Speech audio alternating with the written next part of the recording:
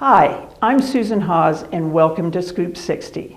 Whether it might be your first home or your 10th, when you first walk into a house you might want to buy, what should you be looking for? Assuming it is in a neighborhood you are interested in and has about the right number of rooms, here are a few tips to help you decide if you may be worth a second look or should be scratched from your list. First, pause, look around and get a feel for the house. What's your first impression? That can be really instructive. Can you imagine how you would live in the house? The current owners may use a room for a den, but you might want to make it a family room. Can you imagine where you'd spend your time or where friends would naturally gather if you had a party? Don't be bothered about how they've set it up. You may want to do things differently.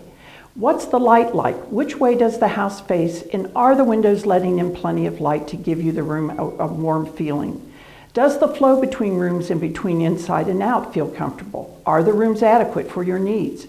Remember, a living room can be too small for your furniture or so large that you feel lost in it. Check the storage spaces. Closets, attics, and basements aren't the sexiest rooms in the house, but they sure make living easier. Don't try to do a whole house inspection on your first visit. The formal inspection report will give you in-depth insights here, but if you do happen to see obvious problems, just make a note of it for later. Finally, don't be swayed by appliances and carpets. They can be easily replaced, and don't worry about the colors. They've painted the walls. Of course, your HHB realtor can help you spot the things that matter most to you, especially if you've discussed your interests beforehand. Any of us would be happy to help. See you next week for another edition of Scoop 60.